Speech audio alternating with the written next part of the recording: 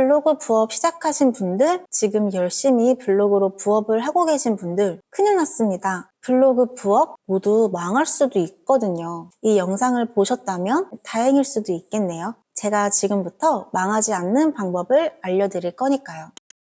네이버가 얼마 전 Q라는 AI 검색 엔진을 출시했죠. 여러분들이 잘 아시는 챗 GPT와 비슷한 생성형 AI라고 봐주시면 됩니다. 다들 챗 GPT 써보셨죠? 모르시는 분들을 위해 아주 초간단하게 설명드리자면, 만약 제가 2002년 이탈리아전 때 골 넣은 선수가 누구인지 찾고 싶다고 해볼게요. 저희가 현재 검색하는 방법은 네이버에 2002년 이탈리아전 이라고 검색하고 뉴스 기사를 찾아본다거나 블로그를 찾아봐서 골 넣은 선수를 찾아야 했어요. 하지만 이제는 네이버 검색창에 2002년 이탈리아전 때 골 넣은 선수가 누구지? 라고 검색을 하게 되면 그에 맞는 기사를 찾아준다거나 내가 질문한 내용이 담긴 블로그의 글을 찾아주는 방식으로 바뀐다는 거죠. 여행을 갈 때는요, 해당 여행지를 검색하고 맛집이면 맛집, 명소면 명소 하나씩 찾아야 했죠. 만약 속초로 여행을 간다고 하면 우리는 속초 가볼 만한 곳, 속초 맛집 추천과 같은 키워드를 검색해서 가볼 만한 곳을 하나씩 보고 결정하거나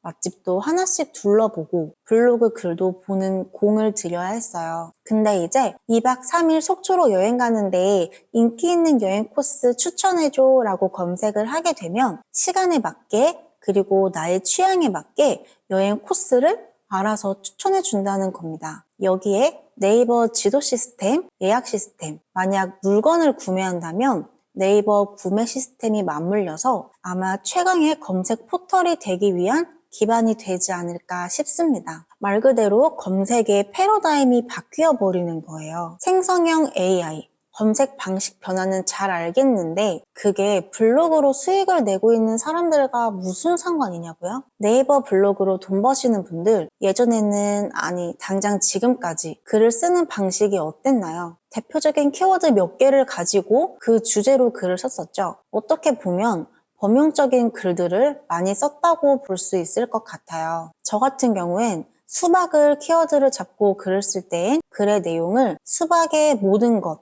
이라는 주제로 글을 썼어요. 그렇게 글을 쓰면 수박 제철, 수박병, 수박 활용 음식 어떤 키워드를 검색하더라도 사람들이 제 글을 볼 수 있게 만들었죠. 검색 방식이 달라진다면 제가 쓰는 방식의 글들은 상위 노출되거나 다른 유저들에게 노출될 확률은 매우 줄어들지 않을까 싶습니다. 수박 활용 음식을 검색하면 수박 활용 음식이 잘 정리되어 있는 글이 노출될 거예요. 한마디로 범용적인 글보다는 타겟이 좀 더 명확한 글이 노출될 가능성이 높아지는 거죠. 정리하자면 예전에는 최대한 키워드가 많이 걸리게끔 글을 썼었고 그런 글들이 잘 됐었다. 하지만 이제는 타겟이 명확한 글을 써야 명확한 목적을 가진 유저에게 노출이 될 가능성이 높다 정도로 이해해 주시면 좋을 것 같습니다. 검색의 메커니즘 자체가 달라진 것이다. 물론 검색 엔진이 바뀌거나 기능이 추가된다고 해서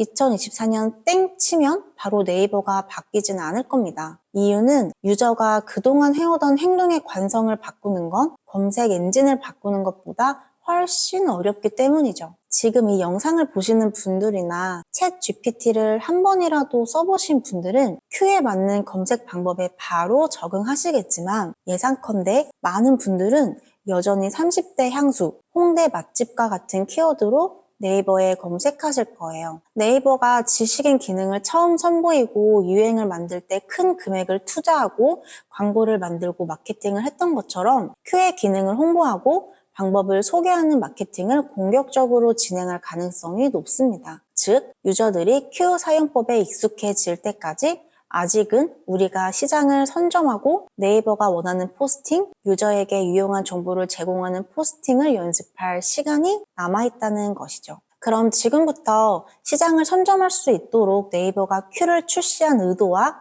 사용법에 대해 하나씩 알아보도록 할게요. 1번, 미리 Q를 써보시고 어떤 식으로 검색하는지 파악을 하는 겁니다. 내가 만약 IT 유튜버라면 30대 남성의 빙의에서 아이폰에 대해 검색을 해보고 자동차 유튜버라면 40대 남성 중 산타페를 소유한 혹은 구매 예정인 남자의 빙의해서 검색을 해보는 겁니다. 검색해보는 순간 바로 몸으로 체감하실 수 있을 겁니다. 아, 단순히 아이폰에 대해 리뷰하는 것과는 다르구나. 아, 단순히 산타페를 리뷰하는 것과는 다르구나. 내가 자동차 구매 예정인 30대 남자라면 이런 리뷰를 원하겠구나 라는 것을요. 굉장히 단순하면서도 당연한 방식이죠. 특히 블로그로 수익을 내고 계신 분들에게는 항상 해오던 방식이라 익숙하실 거예요. 그렇지만 다시 초심으로 돌아와 새로운 검색 엔진에 익숙해지는 연습이 필요하다고 생각해서 설명드렸습니다. 2번, 플랫폼과 알고리즘을 이해하는 겁니다. 네이버도 기업이죠. 기업은 곧 이득을 추구하는 집단입니다. 네이버가 이득을 보기 위해선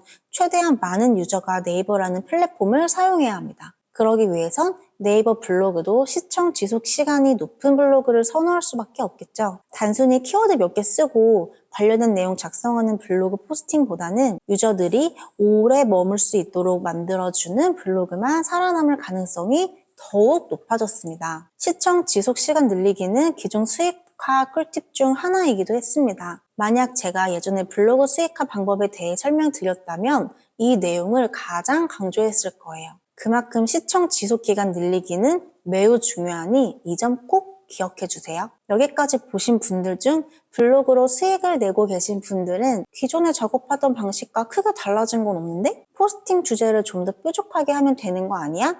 라는 생각을 하셨을 겁니다. 맞습니다. 기존처럼 양질의 컨텐츠를 제공하되 포스팅 주제가 일산 카페였다면 일산 루프탑 있는 카페가 된다면 더욱 나의 글이 노출되고 상위에 랭크될 가능성이 높아질 겁니다. 물론 아직 네이버가 Q 검색 엔진을 어떻게 사용하겠다라는 발표가 없기 때문에 블로그의 전략도 어떻게 바뀌어야 할지는 명확하지 않을 수 있습니다. 다만 확실한 것은 실제로 유저가 원하는 글을 작성해야 한다는 것과 네이버 알고리즘이 원하는 시청 지속 기간을 늘릴 수 있는 글을 작성해야 한다는 것이죠. 만약 많은 분들이 궁금해 하신다면 추후에 블로그로 돈 버는 방법에 대해서도 영상을 통해 알려드리도록 하겠습니다. 그 전에 궁금하신 점이 있다면 구독해주시고 댓글 달아주시면 친절히 설명드릴게요. 그럼 다음번에도 돈 벌 수 있는 좋은 주제로 찾아뵙겠습니다. 안녕!